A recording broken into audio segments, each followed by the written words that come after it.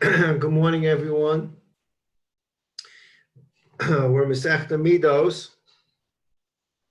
And we're going to begin. I sent Shmuel this morning two diagrams that you already had if you were collecting all the diagrams. Diagram 2 and diagram 3 were resent this morning. Before we go into today's Mishnah, we need to look at these two diagrams again. Diagram number 2 looks like this. It's a picture of the Harabayas and the Beis Hamikdash on the Harabayas. At the eastern wall, Mizrach, assuming you entered the Harabayas from the east, you would walk in through the eastern gate. The eastern gate is Shushan Habira gate. You walked into the Shushan Habira gate, which is right here, the bottom of the picture, Mizrach. You walk into the Shushan Habira gate, and now you're going to walk in another gate, which is the gate for the Ezras Noshim. You walk through the Ezras Noshim, and now you're going to come to 15 steps, which is what we're going to talk about today. And the 15 steps were the steps that the Levium stood on when they sang the Shir Hamalos. That's why they're called Shir Hamalos, the song of the steps. There are 15 Shir Hamalos and there are 15 steps. And they stood here and they sang Shira while the Simchas Beis HaShoeva was occurring inside the Ezras Noshim. A person would walk up these steps and come now to Shar Nikanor. If he entered Shar Nikanor, he was now in the Azora. As we mentioned yesterday, the lower square, the Ezras Noshim, 135 by 135 amos, is not within the definition of Azora.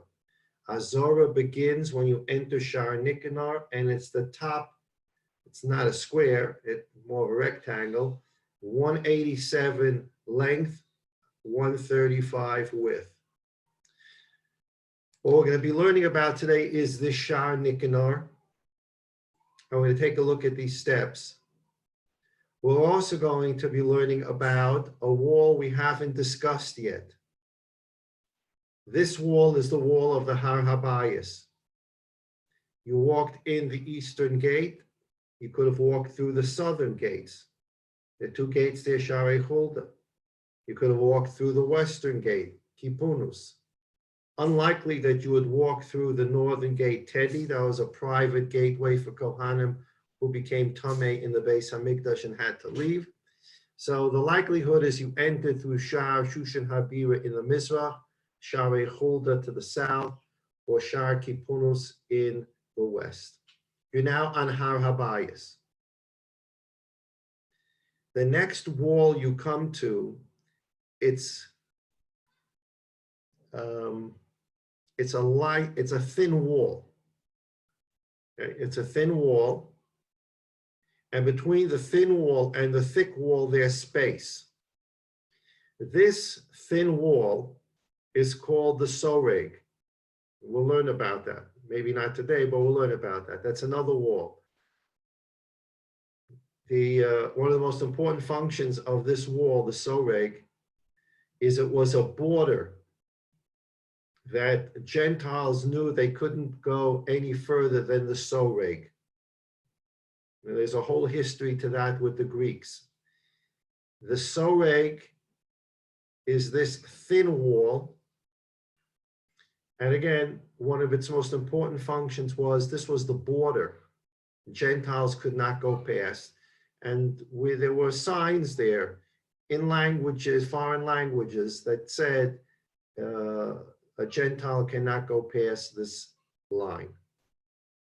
And in fact, I believe I saw in the museum here in Eretz Yisrael, Yerushalayim, they even have parts of a piece of stone that has the engraving that would have been on part of somewhere on the hill. That's a prohibition for Gentiles to go any further than this thin wall. Between the thin wall and the thick wall is something called the chayil. That was 10 amos wide. So now we have You enter the east through Shushan Habira. You're walking on the Har Habayis. You come to the Chayil, and there's an opening in the Chayil. You walk your 10 amos, and you go through the gate of the Ezras Noshim. You continue walking until you get to the 15 steps. You ascend the 15 steps. You go through Shar Nicanor, and now you're in the Azora. Okay, so we have now one wall for the Har Habayis, one wall called Chayil. The next wall is the wall of the Ezras Noshim. The next wall is also the wall of the Ezras Noshim, but it also is the wall that separates the Ezras Noshim from the Azora. If we look at diagram number 3, which looks like this, it doesn't show you Har Habayis, it shows you the Beis HaMikdash. You entered the east, and again you can see the thin wall, the Soreg, a space between the thin wall and the thick wall, which is the Chayil. You continued walking through the opening in the Chayil and into the Ezras Noshim. You came to your 15 steps. You ascended the 15 steps. You went through Shar Nicanor, and now you're in a place, the diagram shows it, Ezras Yisrael. It's a long space, but a narrow space. And that's as far as Yisrael can go under normal circumstances. So if you're not a Kohen or a Levi, you're Yisrael, you would enter the Har Habayis, whatever gate you went through, assuming now it's the east, you entered the eastern gate of the Har Habayis, which is not on the picture. You entered the eastern gate for the Ezras Noshim.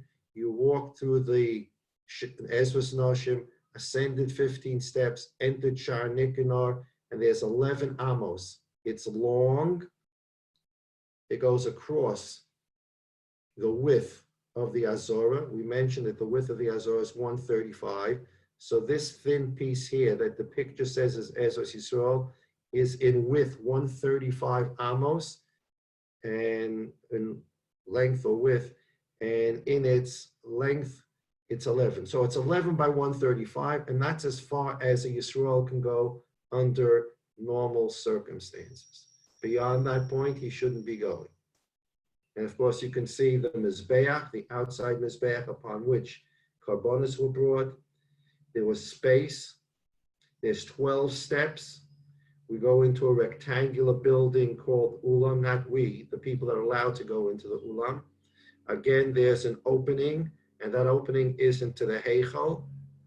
And in the Heichal, you have the menorah on the south, the Shulchan on the north, and the Mizbeach HaKetores, which we'll talk about later today in the Parsha. The Mizbeach HaKetores, and then a separation, the Aron in the Kodesh Kodashim, the back wall of the Kodesh Kodashim, a space between the back wall and the back wall of the structure known as Heichal, again a space, and then we're coming to the walls of the Chayil, if there was a Chayil, a Soreg there, and that we'll get to much later in the Masechta. So now let's take a look at the Mishnah. We mentioned very early on that entering the Har Habayis has 5 gates: east, Shushan Habira; south, 2, Shari Hulda; 1 north, Teddy; 1 west, Tevunos. 5 gates to the Har Habayis. Leviim stood guard at those gates, 5 Leviim, and they stood inside the gates. And there were 4 Leviim that stood at the corners of the Har Habayis, inside the corners of the Har Habayis, because you were allowed to sit on the Har Habayis. But you couldn't sit in the Azor unless you're assigned from the Davidic dynasty. And we're going to see that again today in the Mishnah. So the Mishnah, we've done the 5 gates of the Har Habayis. Perek Aleph Mishnah Daled discussed the 7 gates that enter now into the Heichal, the Azara itself. So again, if we go back to diagram 3, we are now talking about entrances into the Azara. This is not Azara for us again, the Ezras Noshim. This is Azara. After entering Shar Nicanor, that's Azara. And to get into the Azara, there were 7 entrance ways. One is Shar Nicanor, which is to the east. There were 3 entrances on the south, which we learned about. And today we're going to learn about the 3 entrances on the northern wall. So we're focusing in on this part of the diagram, Azara. And so the Mishnah says, Aleph, Mishnah Dalet, Shiva Sha'arim Hoyu B'Azara. There are 7 gates in the Azara. Shlosha Batzara, Tzafanu Shlosha Badorim, 3 the northern wall of the Azara, 3 of the southern wall of the Azara, Echad B'Mizrach, and 1 in the Mizrach. We've learned this part of the Mishnah. Shebedorom, the eastern wall of the Azara, Shar Hadelek. The entranceway was called Shar Hadelek because there was wood in there that had already been inspected and was ready to be used on the Mizbeach if necessary. The Shar Hadelek, combustion. Sheni Lo Shar B'choros, the second is the Shar B'choros through which Kachei Kalim were brought in, the low-level karbonas that were allowed to be slaughtered anywhere in the Azara. It didn't have to be on the northern side. Kachei Kadoshim, Ola, Chatos, Asham, those karbonas had to be slaughtered on the northern side of the Azara. Kachei Kalim, a Bechor, Shlomim, Toda, could be slaughtered anywhere in the Azara. And we went through that yesterday. The Bechor is just an example of Kachei Kalim. Sheba Mizrach, the eastern side of the Azara, Shar Nicanor. That the name of that gate was Shar Nicanor. Ushtei l'shachas hayusham, and in the Shar Nicanor, on the wall of Shar Nicanor, there were 2 rooms. Achas miminov, achas mismola, 1 to the right, 1 to the left. Achas lishkas Pinchas Hamalbish. One was called the room of Pinchas Hamalbish. That's where the clothing of the Kohanim were kept. We talked about that yesterday. 24 Mishmoras Kahuna. A Kohen Hedyot wore 4 different types of garments: a hat, mikbas, a shirt, ketones, ksones, pants, mechnasayim, and a gartel and avnei. 4 articles of clothing for the Kohen Hedyot, 24 Mishmoros, 24 times 4 is 96. And in this Lishkas Pinchas Hamalbish, or possibly in the Lishkas Hagazis, there were 24, we'll call them closets. 1 closet for each mishmar as they came for their week. And in their closet, each closet, there were 4 hooks. 1 hook had all the gartels for that mishmar. 1 hook had all the pants for the mishmar. 1 hook had all the shirts for the mishmar. 1 hook had all the hats for the mishmar. That's Lishkas Pinchas Hamalbish. And I'm going to show you now what was diagram 21. We looked at it yesterday. This is the Ezras Noshim. These are the 15 steps. This is Shar Nicanor. You can see it's not these little doors. We're not discussing these little doors, separate discussion. They're showing you like windows to the right and to the left. And the notation says Lishkas Pinchas Hamalbish, just to show you that there was a room inside the wall of Shar Nicanor or behind Shar Nicanor. However, that worked itself out. That's a machlokes.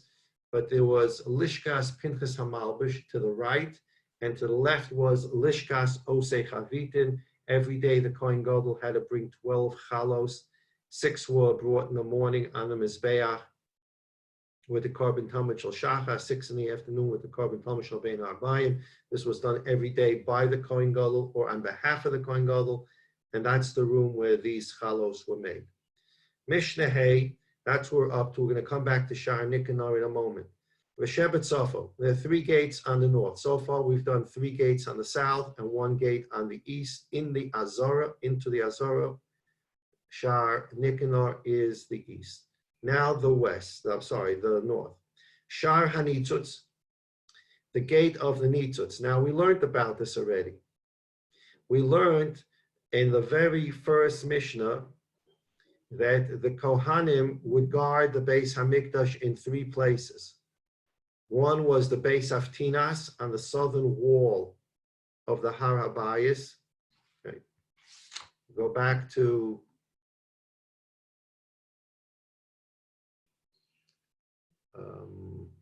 diagram 1. Okay. Diagram 1. And diagram 1 shows the Lishkas Beis Haftinos right there. That was on the southern wall. On the northern wall, there was a Beis Hanitzot. Let's see if you have it in what I sent today. Okay. Diagram 3, which was resent today. Diagram 3, you have Beis Hanitzot. The Beis Hanitzot was on the northwest wall. Okay, northwest wall of the, we'll call it's really on the outside right here. It's hard to describe because we haven't learned about the chayil, the thin wall and the dark wall, the space in between, which is like a goldish color. That's the chayil. We learned about this Beis Hanitzot. This was a two-story building. There was a Kohen that guarded above, and there was a Kohen that guarded, and a Levi guarded below. Remember, every Kohen had a Levi assisting him. So there was a Kohen above and a Levi below at the Beis Hanitzot. The Beis Hanitzot also had an opening into the Har HaBayis, and that's called the Shar Hanitzot. The Shar Hanitzot you were able to go into and then eventually walk into the Azara. So there you have an opening to go into the Azara. So we know about this Beis Hanitzot. It's a Kohen guard post on the upper floor, and it also had an opening into the Azara. That's the first one on the north. Back to the Mishnah, which is page 22. The Mishnah says, "Uchamin achsadra hoya," as we learned. It was like an achsadra. Achsadra is like a porch room. I'll show you a picture of it in a moment. Va'aliyah benuya al gabav, and it had a second floor. It had an attic, which is what we just described and learned about very early on in the first Mishnah. Shahakohanim shomrim milmalan, the Mishnah says, a Kohen stood guard above. Vahalaviyah milmatan, and a Levi stood guard below. Upesach hoya lo lachel. This is the first time we hear in the Mishnah chel. This entrance had an opening to the chel. If it didn't have an opening to the chel, you couldn't use it really to get into the Azora in a convenient fashion. So if we go back to diagram 3, we have the Shar Hanitzot. It says it was a 2-floor building, Kohen above, Levi below, and it looked like a enclosed mirpeset. We'll soon see what that looks like. And it was open to the chayil. Chayil is this gold area between the outer wall and the inner wall. Okay. Today in your handout,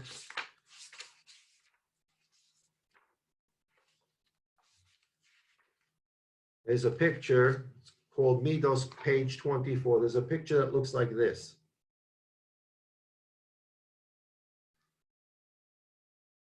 This is the Shar Hanitzot.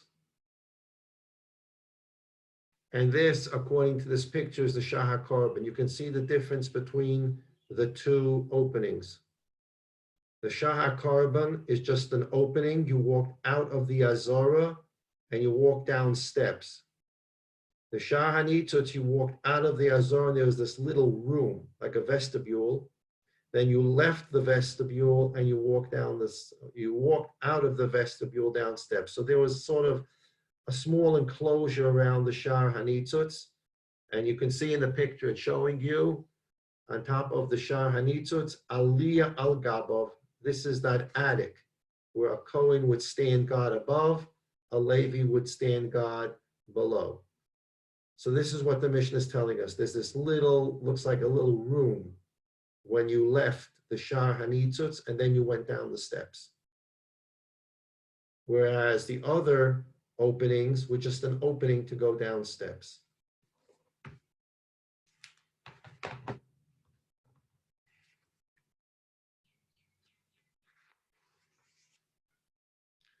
Sheni lo, the Mishnah, we continue on page 22 of Masechta of Middos, page 22.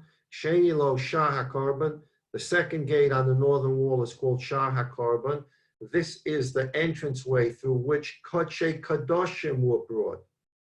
Kodshe Kadoshim had to be shechted on the northern side of the Azorah. So if it was a Chatas, an Osham, an Ola, you would bring them in through this opening into the Azorah, and this would remind everyone that the animal that's being brought through this door is Kodshe Kadoshim, and therefore it has to be slaughtered on the north, where this entranceway was on the north. Again, on the other side, there was the Shar HaBachoros on the southern wall, where Kodshe Kalim were brought in, and that reminded everyone that they can be slaughtered on the south side or anywhere in the Azorah. Shlishilo, the third entranceway on the north wall, was Beis Hamoked, which was a large room. We're not going to have a chance today to discuss the Beis Hamoked. It's called Beis Hamoked because there was a large fire in there for Kohanim to go in and warm their bodies. They walked barefoot on the marble of the Beis Hamikdash. And again, we're familiar a bit with the Beis Hamoked, because the Beis Hamoked was one of the three places that the Kohanim guarded. The Kohanim guarded the Beis Haftinas on the southern wall, where they made Ketores, the Beis Hanitzutz that we just talked about, and the Beis Hamoked. Except the Beis Hamoked wasn't a two-story building; it was just a large room, and therefore a Kohen stood guard inside, a Levi assistant stood guard outside. And so those are the 7 gates of the Azorah. The next Mishnah, which we're not going to begin today, the next Mishnah begins discussing the indoor, what the inside of the Beis Hamoked looked like. It itself had separate chambers inside, and that will be a discussion, Mi'at Hashem, for next week.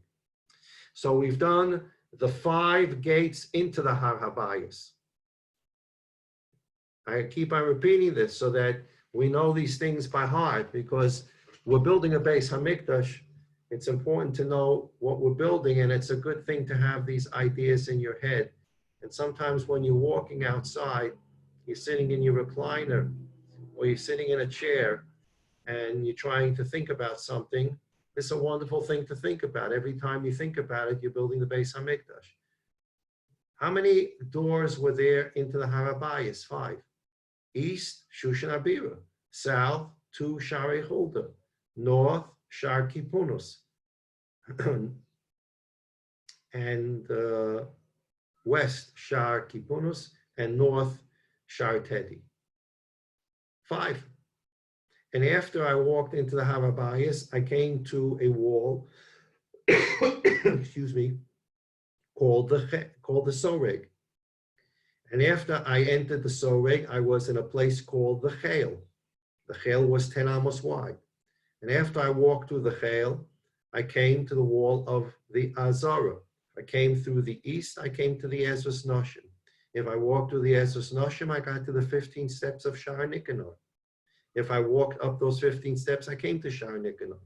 If I walked into Shar Nikanor, I came to Ezras Yisrael, which is 11 amos by 135. And if I'm in Yisrael, that's as far as I can go under most circumstances. The Azorah was 187 by 135, which does not include the Ezras Noshim, which was 135 by 135. I'm in the Azorah, 187 by 135, and the Azorah itself had 7 entranceways, 1 on the east, Shar Nikanor, 3 on the south wall of the Azorah, 3 on the north wall of the Azorah. And we can keep these ideas in our minds. And as we think about them, we're building our own Beis HaMikdash in our minds, and we're building the Beis HaMikdash that the Rebbeinu Shalom will send down from Shemayim for us to complete, however that's going to work itself out. And the 5 gates of the Har HaBayis, the Levium guarded from the inside, the 4 corners of the Har HaBayis, the Levium guarded from the inside, the Kohanim guarded in 3 places. They guarded the Beis Haftinas southern wall. They guarded the Shar HaNitzutz, the Beis HaNitzutz northern wall, and the Beis HaMoked northern wall. Levium are 4, 5, 4, 5, 3, 4 corners of the Har HaBayis from the inside, 5 entranceways to the Har HaBayis from the inside, and then they guarded the Azorah itself, the Beis HaMikdash, 4 corners of the Beis HaMikdash from the outside, and 5 of the 7. We just learned about 7 entranceways into the Azorah. Levium did not guard all 7. They were selected to guard only 5, and those 5 were guarded by Levium. Had nothing to do with Kohanim guarding them, and Levium had to stand outside those entryways, and they had to stand outside the 4 walls of the Azorah because you couldn't be inside the Azorah sitting. That's reserved for the Davidic dynasty.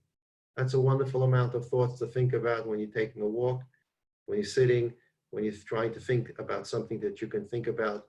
Build a Beis HaMikdash, Bilvavi Mishkan Evne. So let's talk a little about the Shar HaNikanor. The Gemara in Yuma, on Daf Lamed Zayin, the Mishnah says,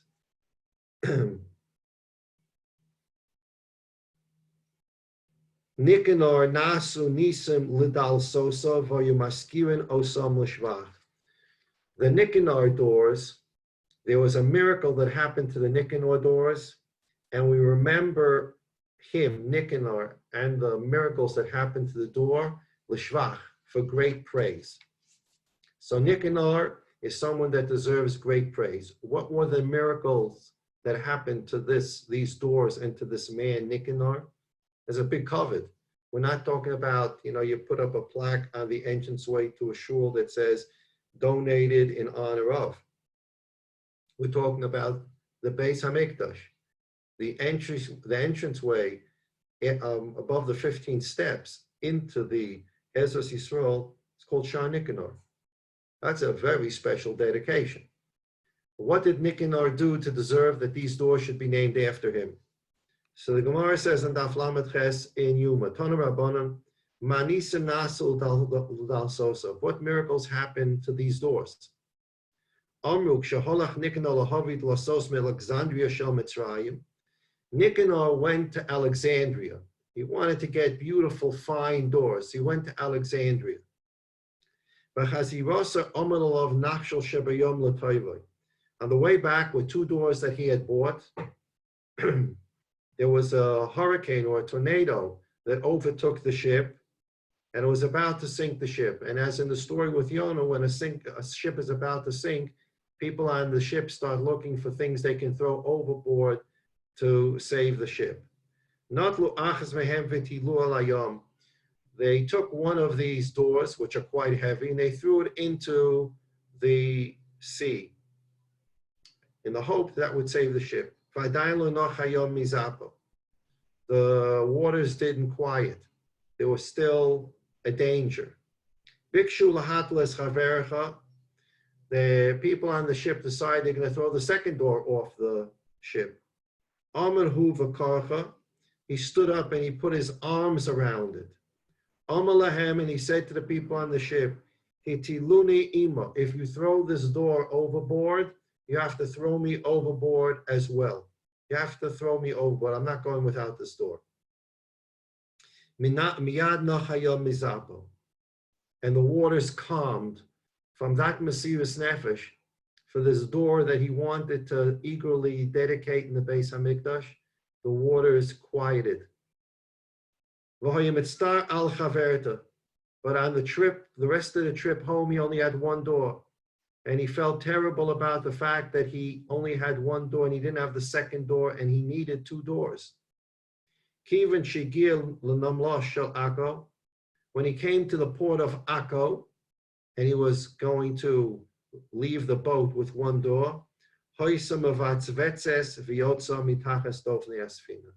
second door came out from underneath the ship and appeared to him.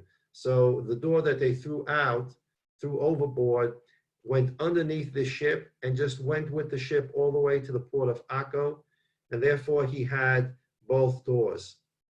Okay, V'yesh Omer, the Gemara says, there's an opinion, Bria Shebiyam Bal Osa V'Kiyosli Abosha. I would assume it means a whale. Another pshat is that a whale actually swallowed this door. Must have been a very big whale, but it's a big door. We'll learn about its measurements later. Must have been a big whale. It swallowed, followed the ship, and then spit up the door at the port of Akko. The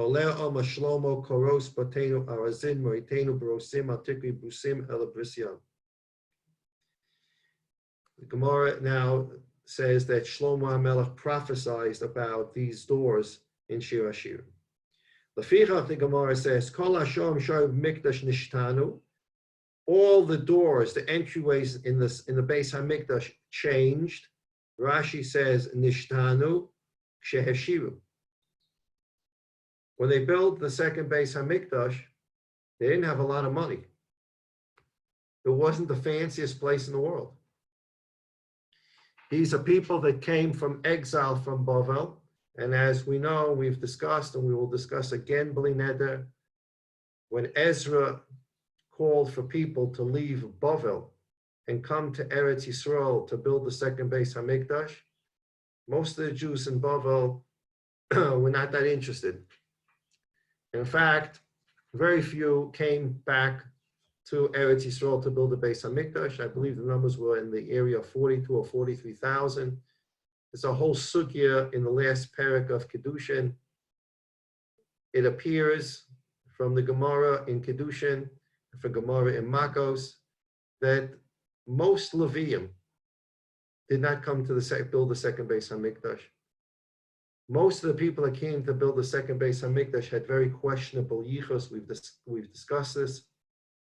Many of them were intermarried while they were in Bavel, and they brought their Gentile wives with them.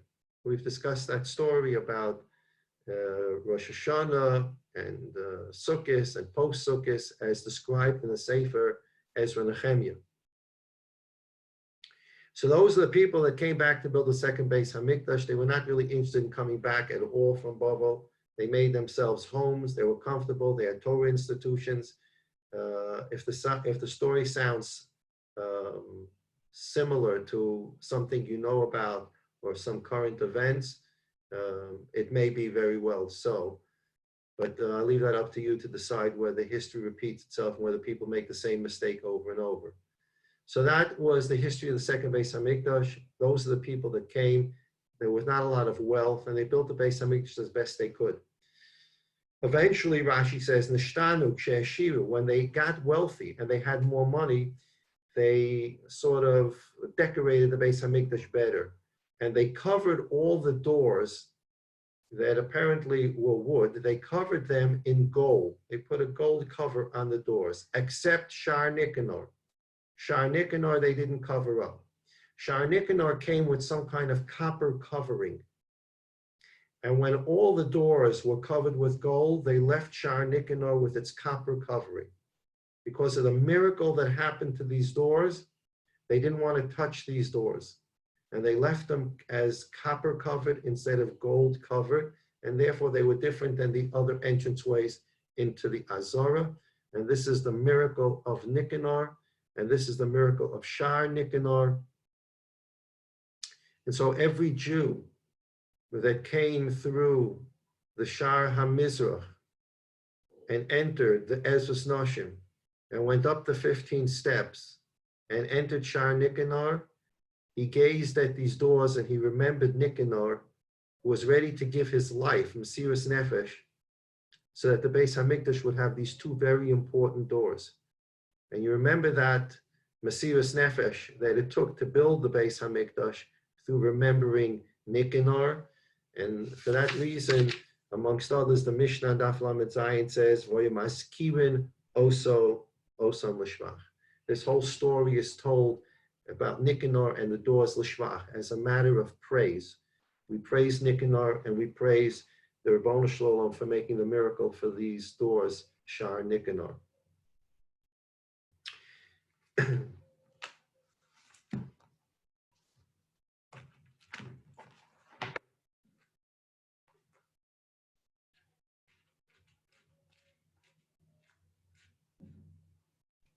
As I mentioned,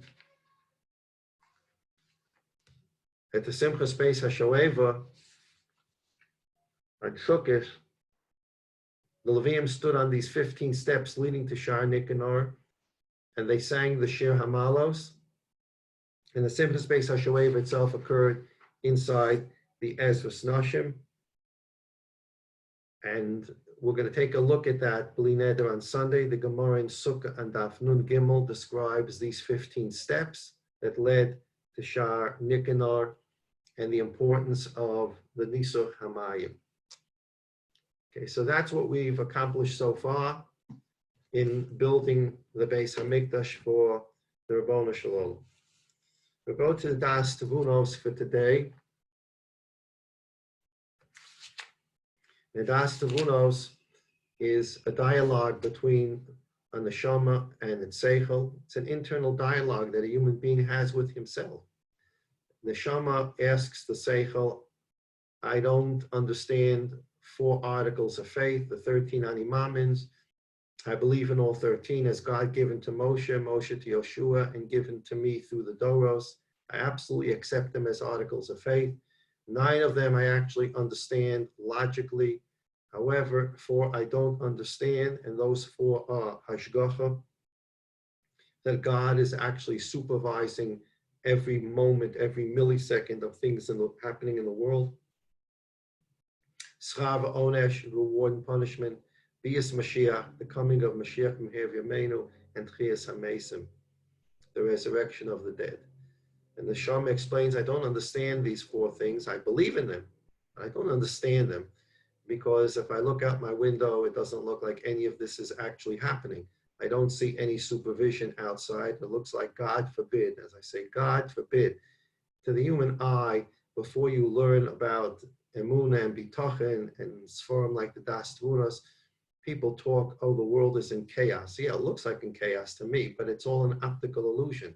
We know there are things that are optical illusions. We look at something and we say, and then we take a closer look and we say, it's not what was there. And there are all kinds of tricks that people can do. You can go to Google, look up optical illusions with squares, with circles, with dots, and they look like one thing and they're really something else. We know that our eyes can fool us. So we look at the outside world, and chas v'sholom, we sometimes say the world is in a state of chaos. The world is being run in a systematic, precise, perfect approach by the Ribbono Shel Olam, who understands every millisecond what he's doing and why he's doing it and the purpose for which it's being done. In our human eyes, we see an optical illusion which looks like chaos. And therefore, the neshama says, I don't get it. Where is the hashgacha? Where's the supervision? Where is the schava onesh? Where's the reward for the good and the punishment for the bad? I don't understand reward and punishment in the world in which I live. How would I understand the ultimate rewards of Bias Mashiach, which nobody has seen, and Tchias HaMesim, which no one has seen?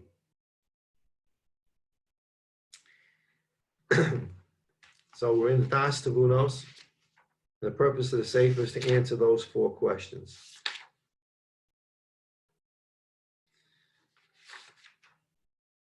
We're on page 5 of the DaAs Tevunos. The Yesod Asher Olav Nivne Kol HaBinyan, the principle upon which everything is built. The whole world was created. The foundational principle, the foundational concept is that the Ribbono Shel Olam created a perfectly imperfect world. And this is also, if you're sitting in your recliner, you're walking, you're thinking about something you can think about.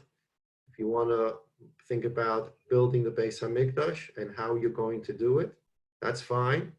You want to think about how God runs the world, that's fine. And the Yesod Shalom Nivne Kol HaBinyan, the foundational principle by which God runs the world, is he created a perfectly imperfect world. He could have created it perfect, and we're going to take a look at that next week. Ramchal is going to discuss why God didn't create that perfect world. We have already a glimpse of it. If God created the perfect world, we'd all be perfect. We wouldn't have much to do.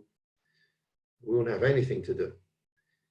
But the Rebbe Shalom created a perfectly imperfect world, so that in that area where there's imperfection in each of us, in the world around us, we can do the work to perfect ourselves, to perfect the world, and in that way, we become partners with HaKadosh Baruch Hu in creation, and that way we perfect ourselves, perfect the world, and that level of perfection that we attain is both our merit and our reward.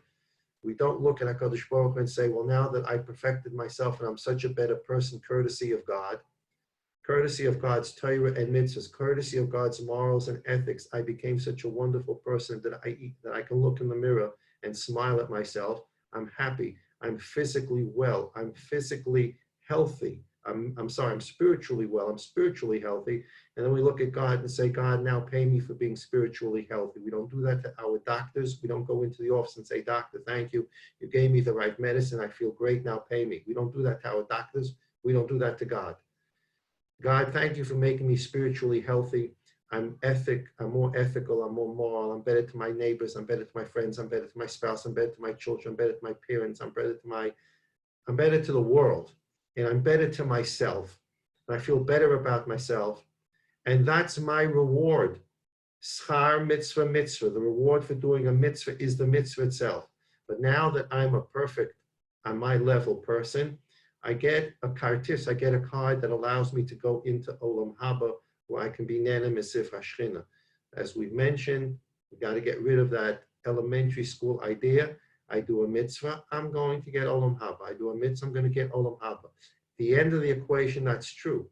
But you do a mitzvah, the schar for the mitzvah is not the Olam Haba. The schar for the mitzvah is the mitzvah. That's a clear statement in Pirkei Avos. Schar mitzvah, mitzvah, as explained by Rav Friedlander. The schar of the mitzvah is the mitzvah. You're a better person. But now that you're a better person, you're a sholem. Shlemim have an entry card into Olam Haba. But now that we have this concept of a perfect a person perfecting himself and God creating an imperfect world, what is the imperfections in the world? How do they come about? How can I fix them? What power do I have as a human being to fix an imperfection that God already put into the Bria? And this is what the Ramchal is moving on to on page 5 of the DaAs Tevunos. Amar HaSeichel, this is letter 20. Amar HaSeichel, min ha'akdama shehikdamnu. From this introduction, Yotzalanu Sheirish Gadol Lisbonin Alav, we have a root idea, a fundamental concept that we can think a lot about. V'hu inyan hachisaron ushlemuso. Now we have to focus on these two concepts. Look at the Sefer. He doesn't say mitzvahs and averos. That's a discussion we'll get to later. Right now he's talking about an imperfect world versus the perfect world. The chisaron, the imperfections, versus the shleimus versus perfections. We need to understand what is imperfection and what is perfection. Now, a person can say, I don't need the sefer, and imperfection is navera, and perfection is a mitzvah. As I mentioned when we started the sefer, this is a very technical sefer. This is not a sefer that's meant to deal with the very general ideas of a mitzvah is good, navera is bad. This is a highly technical sefer that deals with the construct of how God runs the world. And it's a lot more complicated than you get a point for doing a mitzvah and you get the merit for doing an avera. It's a much more complicated system than that. And if we can understand the system, we're going to feel better about ourselves and feel better about our relationship with God. As we mentioned early on, the worst feeling that you can have when you're in the situation where you're in a court case and you're in the courtroom and you get a sinking feeling when you realize the judge either doesn't understand what you're talking about, he doesn't get your point at all. you don't understand how the process is working in the courtroom, and that's why people hire lawyers, because they don't understand the process. But when you get the sinking feeling, I don't understand this process. Someone is going to judge me. It may be a criminal case, it may be a civil case, it may be only money involved, it may be something more severe involved.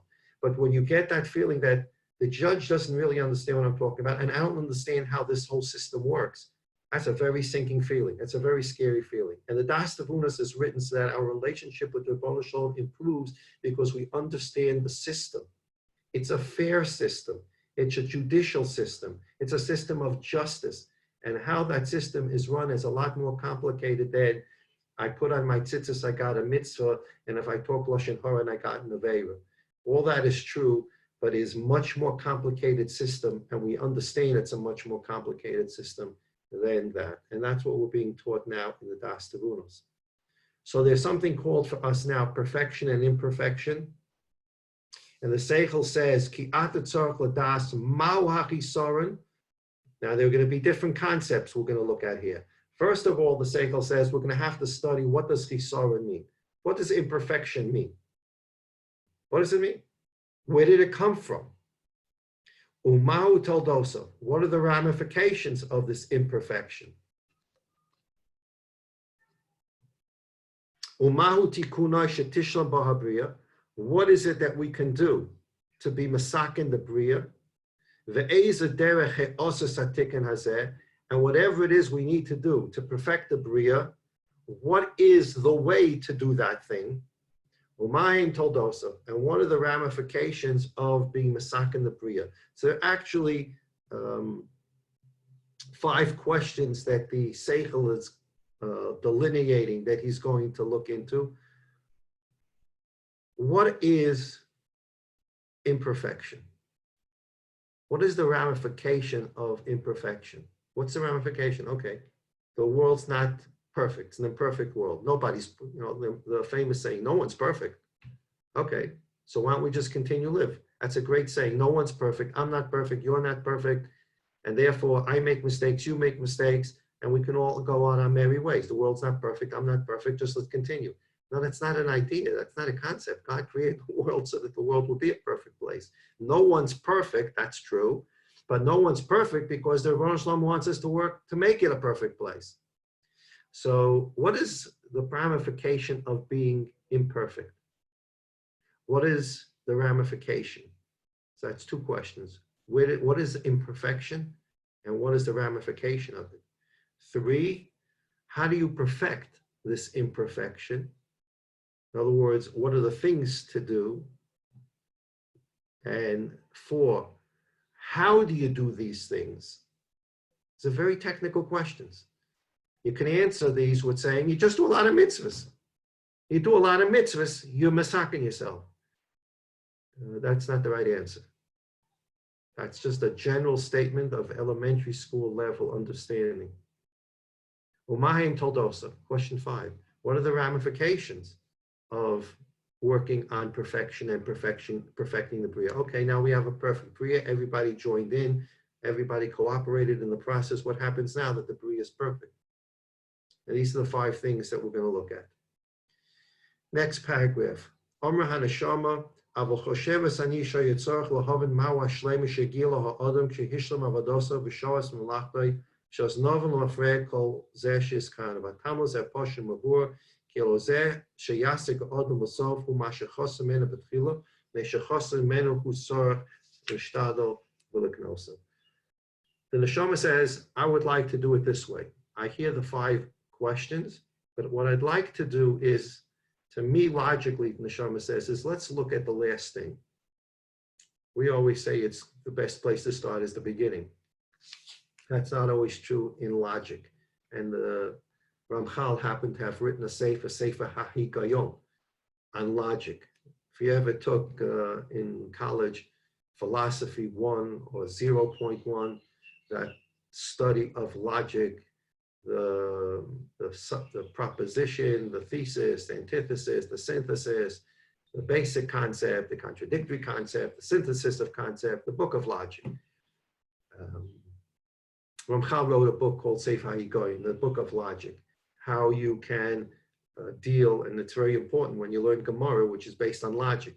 What is a false premise? What is a true premise? What is just a false question? What is a true question, etc. So these are principles of logic. And the neshama says to the seichel, I think the blessed place to start here is the end. I want you to explain to me what shleimus is. What is perfection? Because if you give me a picture of perfection, then I understand that if I take out any piece of that picture, I now have imperfection. So for example, if someone drew one of those little kid pictures of a person, you know, a circle, two little eyeballs, a nose, a mouth, what looks like a toothpick as the body, then two toothpicks coming out his hands, and toothpicks coming out his legs, and toes and fingers, etc. And if that's perfection, that's a perfect picture of a human being, then I understand from looking at that picture that if somebody took an eraser and erased one of those fingers, that picture wouldn't be perfect any longer. Or if someone erased one of the eyeballs, it wouldn't be a perfect picture anymore. So the neshama says to the seichel, let's go to the end. Tell me what shleimus looks like. Describe it to me. Explain it to me. And then I'll look backwards and say, well, if anything's missing from this shleimus picture, that is then a chisaron. So if you erase the eyeball from the picture, you have an imperfection. A missing eyeball is an imperfection, lo aleinu. A missing toe, a missing finger is an imperfection, chas v'sholom. So if you give me this picture of a perfect human being or the perfect bria, I then understand that if I take this piece out or this piece out, that is an imperfection. Page 6, Vav. Amar HaSeichel, the Seichel says to the neshama, Kein dibarta, you are correct. The place to start here is the end. Omnam hashleimus nuchol ahaven osa ata b'chlav v'lo b'prat. But I need to tell you that to understand shleimus, the end result, I can't describe it to you in full detail because you don't have enough information yet to understand in great detail shleimus, but I can give you the general picture of what shleimus is even at this point. Ela shebadatenu also beklal novil mafrei hachasronos befrat ki al kol ponim kol chisoren hu hedra shleimus shahu. But we can do exactly what you said. The seichel says neshama.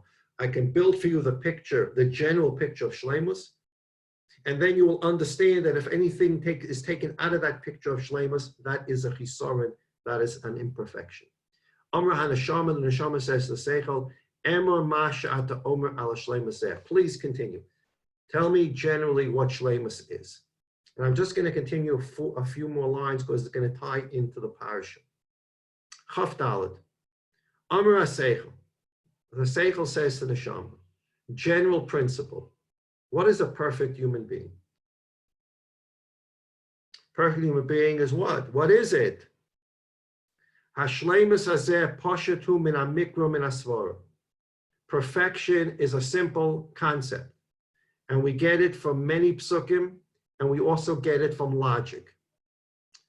The psukim and the logic we will see blined next week, but here he just describes the concept. Vahu, and this is also a concept you can take with you. You're walking, you're in your recliner, you want to think about the Beis HaMikdash, build it. You want to think about how God runs the world and what your place is in the world, what you need to do in the world, think about it. And you have the original principle, the principle upon which the whole construct is based is we need to perfect an imperfect world. Well, what is perfection now? You can sit around and think about this. What is perfection? Shia Adam Mizdabek B'Tushosa Yisbarach. A person should be able to be Mizdabek, connect to God's holiness. This week's parsha, two parshas, Achrei Mos Kedoshim. Parshas Kedoshim, God says to us, Kedoshim to you, you shall be holy. Ki Kadosh Ani, because I am holy. And that's the pasuk that we're talking about here. Kedoshim to you, be holy. Ki Kadosh Ani, because I am holy. And that is the way that a person connects to God. That is the God connection.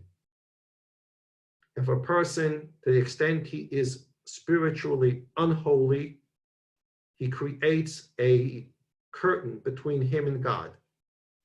You can only be mizdabek to God.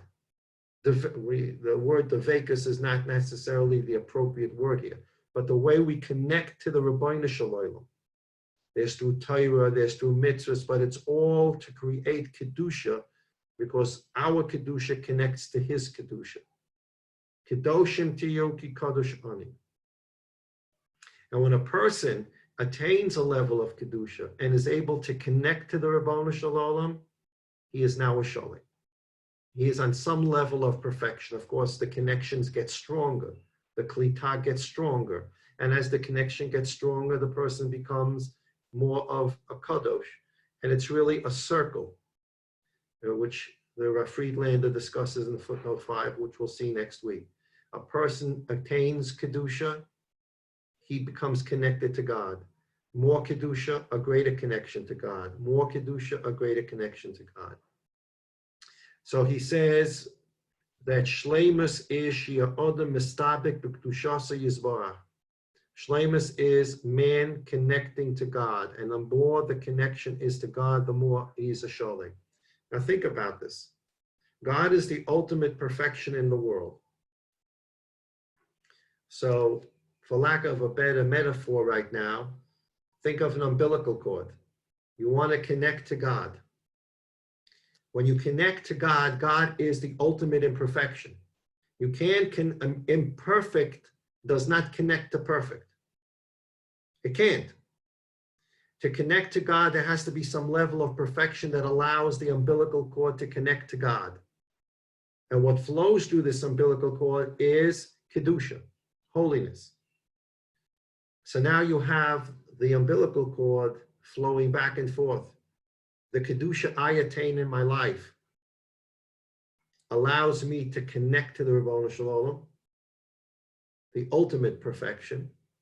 And by being connected to ultimate perfection, perfection runs back to me. It's a two-way street, two-way umbilical cord. I become connected to God because of kedusha that I attain in my life. And now that I'm connected to God, God's the ultimate in perfection. And what happens when you connect to ultimate perfection? The perfection runs back into you. So it's a constant cycle going round and round. I attain kedusha, I connect to God. Connecting to God, I get perfection. And so shleimus and devekus almost become one concept, which is exactly footnote 5 at the lower part of page 6 of DaAs Tevunos, which we'll read next week. This is a constant cycle in the life of man and woman. I do what it is to attain kedusha. That kedusha creates in me a shleimus. Shleimus is like a magnet to God, because God is perfect shleimus. And now that I'm connected to God, God's perfect shleimus endows me with more shleimus. I'm connected to, it's like we talked about grafting branches on a tree. I'm now grafted onto shleimus. And through that branch, that connection, there's shleimus flowing into me. I become more godly. So we do certain things and we attain kedusha. And through that kedusha, we become shleimim. And through that shleimus, we connect to the Ribbono Shel Olam. And through that connection, we attain even more shleimus. And we do more things for kedusha, attain more shleimus, greater connection to God shleimus. God bestows us with more shleimus. And so it goes round and round. We become bigger and bigger, perfect people, bigger and bigger, connected people. So again, let's read that sentence. Amar HaSeichel, the Seichel says, Hashleimus hazeh, this perfection I'm talking about, Poshet hu min ha-mikra min ha-svara. It's quite simple. We can learn this from psukim and from logic. V'hu, and perfection is shia odom mistabek b'kedushasa yisbarach, that a man should connect to the holiness of God. V'nene mehasogas kevodo b'li shum monea umaf. And when you can connect to God through shleimus, you now can be nene miziv hashchina. We'll talk about what nene miziv hashchina means, at least in the terms of the Ramchal we read on Sunday. But this is an amazing concept. We're not into Torah, we are into Torah mitzvahs, but we're not having a discussion now about Torah mitzvahs. We're having a discussion about Kedoshim Tiyuki Kadosh Ani. Make yourself holy. By making yourself holy, you perfect yourself. And through that, you can connect to the Rebbeinu Shalom. So there are things that make a person holy, and those things connect the person to God. And by connecting to God, the person becomes even more perfect. And through that perfection, he's Ne'enem Mizev Hashchina. Now, if that's perfection, now we can understand what imperfection is, which we'll see next week. Imperfection is anything that disconnects you from God and makes you more imperfect. And the more imperfect you become, the more disconnected you become. And that's what we would assume would mean Aveira Goreres Aveira. And what are the things that we do to connect to God, to make us more holy, to make us more perfect? Of course, the end of that equation is Torah mitzvahs. But we need to understand what the Torah mitzvahs are doing. The Torah mitzvahs imbue us with a kedusha, and how they do it, he will explain. They imbue us with a kedusha. And through that kedusha, we now have a way to be mistabik, to connect to the Rebbeinu Shalom, and that devekus in the Rebbeinu Shalom is a shleimus, and the shleimus allows us to connect to the Rebbeinu Shalom, and then he bestows upon us more shleimus. So it's a really thing that's going around in circles, shleimus, devekus, shleimus, devekus, shleimus, devekus, and it almost becomes one idea, and that's what Friedlander talks about in the footnote, which we'll see in Mitzvah Hashem on Sunday.